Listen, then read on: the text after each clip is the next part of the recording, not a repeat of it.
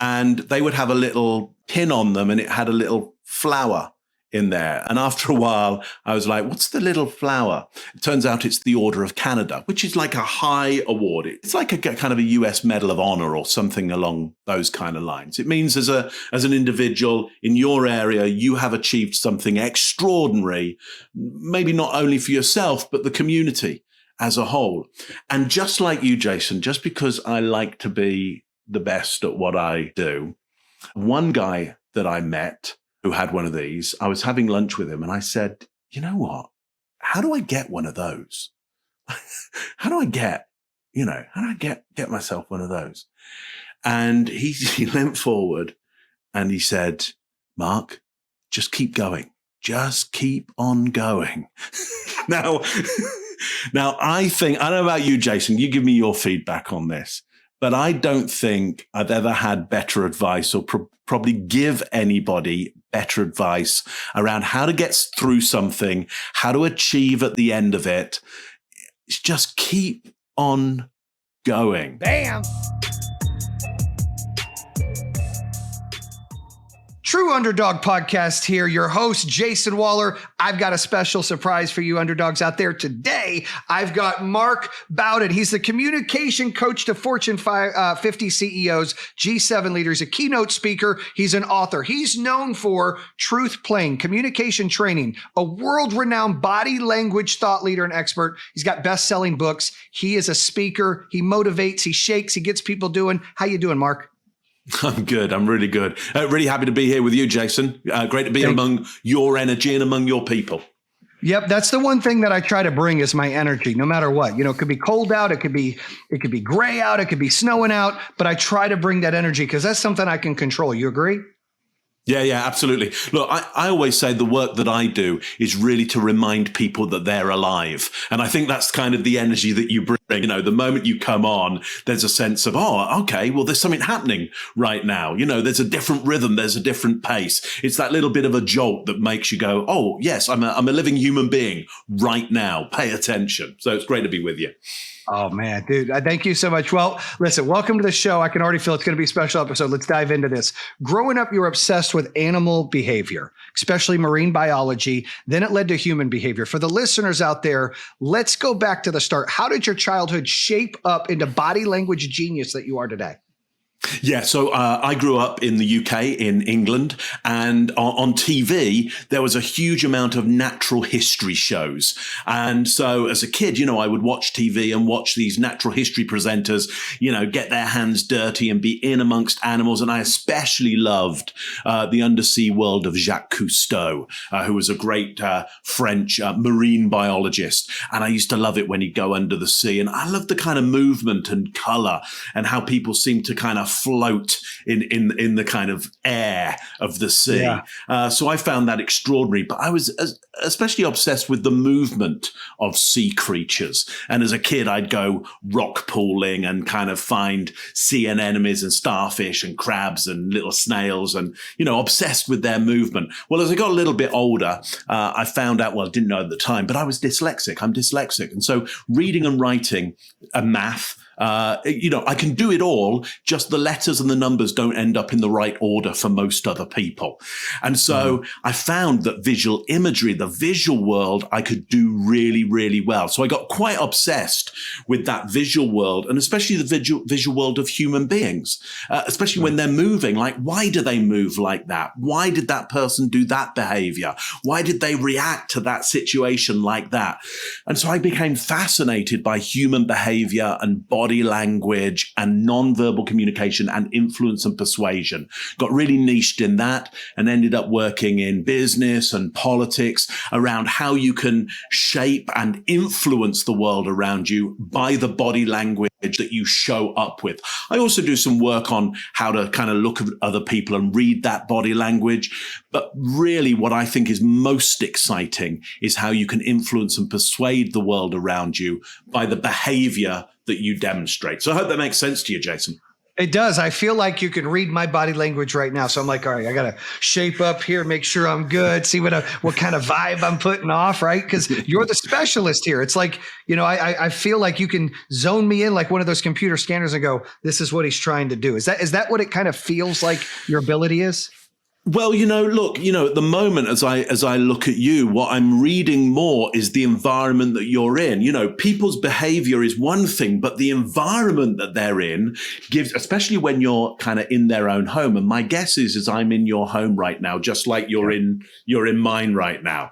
And so I'm seeing indicators behind you and around you of what I would suggest your values are. So what you think is most important. And so up above you, and by the way, because I was into visual art, I know nothing about sport. Okay. and well, beyond that, my dad was a referee, football referee, English football, soccer. Okay. I call that soccer, so but that's fine. You call that soccer. Yeah. And so for me, going to a sports event was having your dad shouted at by, thousands of people.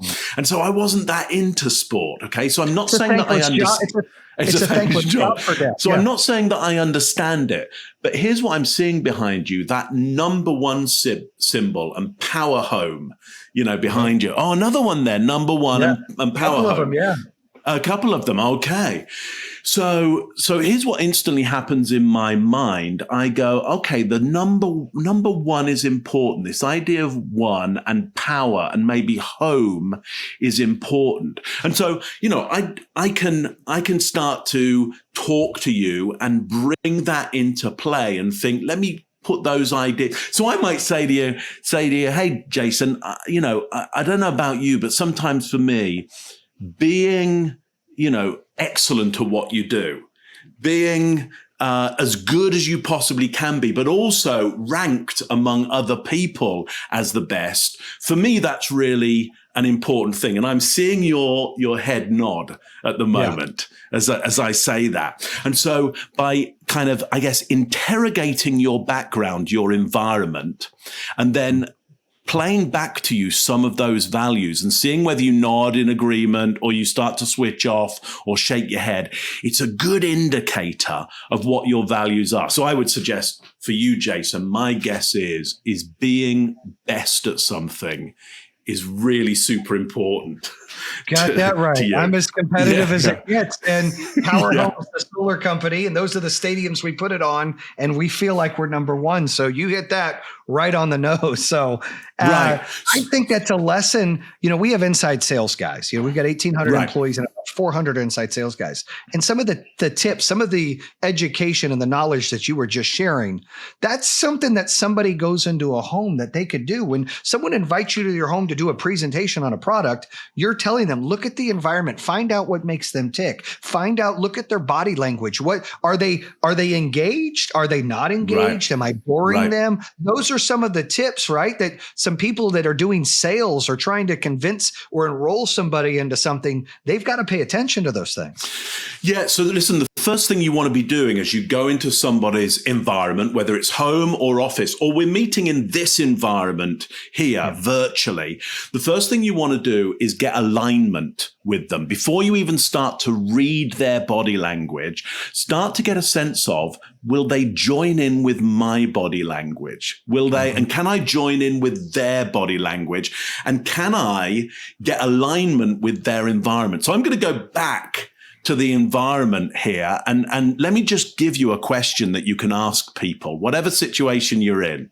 Okay. And you have to kind of feign or be very innocent and very, kind of not knowing. Okay. So Jayson, I'm just curious because I'm looking in the background there and I see there's kind of like a glass kind of, it looks like a prize or so yeah, just back there. I'm just curious. Tell me a little bit about that. What is that? Well, that is Entrepreneur of the Year award from Ernst & Young. So it's kind of a big deal. It is. And then you're getting me to talk about myself, which is making me excited and elevating my energy. Absolutely. So now I've elevated you because I've got you, because my guess is you wouldn't have it there if you were disappointed by it. Okay. You have it there because you say, this says something about the world that I value, the world that I think is so important. So here's what I'm going to do, Jayson, because you just gave me some data information. Entrepreneur of the Year, Ernst & Young. That's just data. That's like who, what, when. Okay. And then you gave me what we call evaluative data. You said something like that. So that's really important. I think you said important. Anyway, I'm going to get an emotional data out of you. And so here's what I'm going to do. I'm going to say, hey, so Jayson, that's really great that you got that. So I'm just curious, like when you received the information that you were going to get that award, like how did that make you feel when you realized, you were number one for them? How did you feel about that? Give me some feedback on that. I was humbled. I was excited. I was a little emotional. I was intimidated, but excited.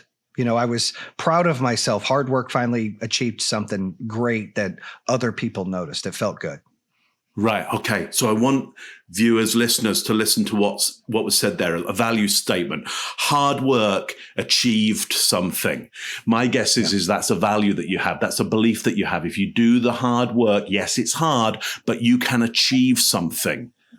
Correct. Out of that. Okay. So now I'm going to escalate this even further because I'm going to ask a self-reflective question. Now, most people don't ever get to self-reflect to somebody else. Okay. So Jayson, here's what I'm interested in. You said you were humbled but you're somebody who wants to be number one, and yet you were humbled by this. Like, what do you think that says about you? Somebody who is striving to achieve, but when they do achieve, they're still like, wow, like that is humbling. So what does that say about you? That I'm not arrogant. I think that I love success, but I'm not bigger than the moment. I appreciate the moment. I don't stay and celebrate too much because I want to keep going, but I get a little embarrassed. I get a little shy of making it about me because it's not just me that achieved it. The team, the company, the people that support me, that gets me there. So it makes me, I think, more selfless being humbled. Huh. Interesting. Okay. So I want people to listen and see what happened to Jayson there. His voice changed. Okay. That's nonverbal. His voice changed. Yeah. It wasn't that kind of really big, Jayson that we had right at the start entertaining you. He became self-reflective. Okay. And here's the most important, the two big important things, the value of team, because he kept repeating that idea of team. So instantly I go, okay, team's really important to him, super important. And he said what he isn't. I'm not arrogant. Okay. So here's what I know I'm able to do. I'm able to attach good ideas to Jayson around team, and we're going to do this for the team, and it's all about the team. And bad ideas we're going to attach to arrogance. And we're going to say, yeah, wouldn't it be a little bit arrogant to do that? Or don't you think that marketing from that other company, it's a bit arrogant? And so as Jayson hears that word arrogant, you're seeing him doing disdain. Okay. So it's even showing up for him. Anyway, I hope that was interesting for you, Jayson, to just go through that process. My voice went down and I was a little bit humble talking about it. And I think the listeners need to know that when you're in a sales call or you're trying to get a girlfriend or you're trying to, get something you want, you're in an environment like that, they need to listen to some of those tips because that is spot on. And it's about making a friend, but it's understanding what's important to them and bringing that guard down, right? Because there's usually a guard in there when people show up. You got to bring that guard down. Yeah, absolutely. Look, Jayson, there is the you that's showing up with me that knows there's an audience out there and the audience need to be served. And there's nothing wrong with that. That is part of your personality, part of what we call your persona. And it's a part of it. It's not all of it. Like you're a different, my guess is your mum and dad may still be around. And if you get on the phone with them or you meet them, you're different than you are with me. I mean, that's like, but so I might go, hang on, which one is the authentic Jayson? Well, all of them are, like both of them are, but we have different parts of us that we bring forward at different times. And so when we started this interview, Jayson, like you brought forward that part of you that goes, there's an audience, they've shown up for this. I want to serve them. I want to let them know that I care and that I've got energy for them right now. But then as we went into this interview and I started talking to you about that self-reflection, that values piece, a different part of your personality came out, which is the one that thinks about itself and thinks about like, what's right? What's the right way to be? The right thing to do. And what I'd say to anybody watching and listening is look how simple it was to move Jayson into talking to me in a way that you probably don't talk to people very often. I mean, who last asked you about, what do you think that says about you? That's a question you don't get asked a lot. I don't even remember the last time I've been asked about that. And I think you're right. For those that work for me, don't get any ideas. But but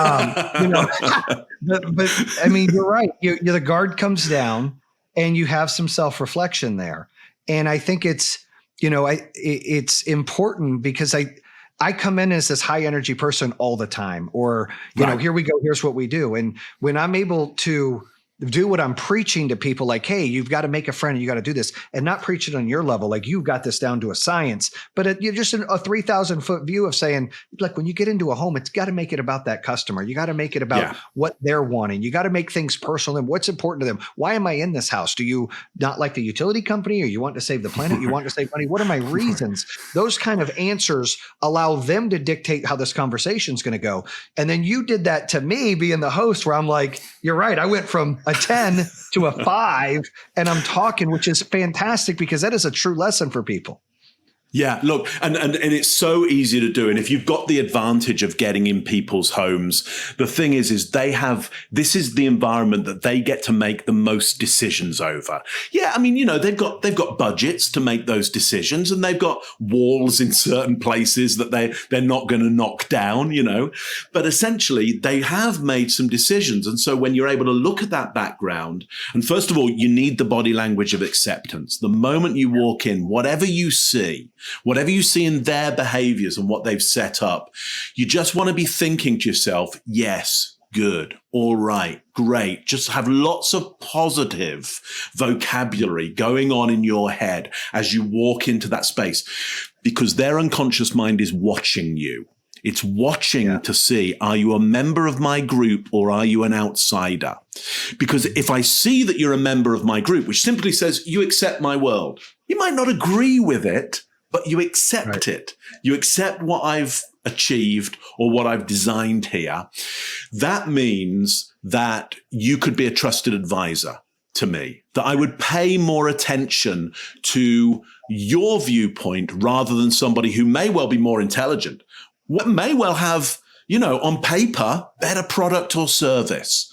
But if I don't think they're in it for me, if I don't think that they really understand the life that I live and I'm designing, it doesn't matter how good they are, right? I'm not buying from them. I'm going to buy from the person. I'm going to do work with the person who I think accepts the life that I lead. So it's great to be able to walk into a place and simply, I'm amazed by Jayson. I am amazed. So I collect art. I'm an art collector. Okay. And, people collect different things. I'm a collector of that. I don't mind what you collect. Like, you either have a collector's mentality or you don't. Either you're a collector or you're not really a collector.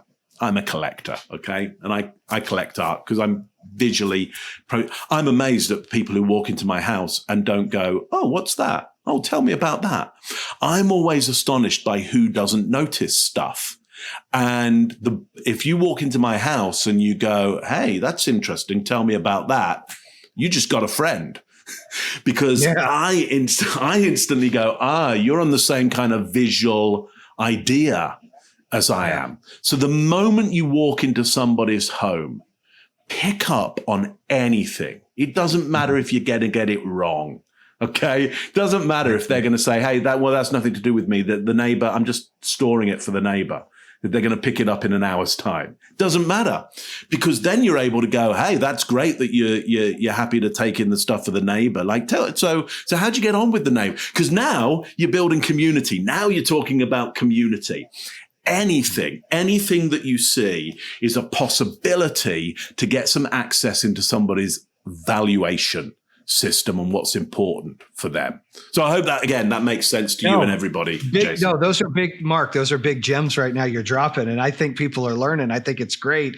I want to ask you about this Super Bowl ad, right? Oh, 2003 Nike Streaker Super Bowl ad.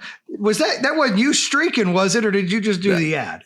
No, that's me streaking. That's me. So listen, if anybody wants to go and watch that, if anybody wants to go and watch it, just Google Nike Streaker and I'll come. Look, at that time, I was very well known in the world of entertainment in terms of creating movement, of being able to choreograph movement, create movement that would get a certain effect. Not only would I help other performers do that, but as a performer myself, I was well known for that. And so when Nike had already come up with the idea of this ad with their agency, Viden and Kennedy, and they'd got a guy called Frank Budgeon, who was the most awarded director in Europe for ads at the time to do it, because it's a Super Bowl ad. It doesn't get much bigger. I don't think it gets any bigger than Super Bowl. And so they came to me and said, what we're looking for is that movement of just total freedom, because it was for, Nike free. So the shocks and what would freedom look like? We've got this idea for a streaker, but we want the streaker who is totally free. People are going to be Googling this, by the way. Blowing in the wind, as it were. And I came up with the movement for that, essentially. I mean, you will see, yes, you'll see a streaker, but what I want you to watch out for is all the movements that I'm creating that help you understand that this particular, you've seen other streakers, this one is totally free. He has no boundaries at all. That's awesome. Because that's the progression. We could get anybody to run across a pitch, naked. Not everybody would do it.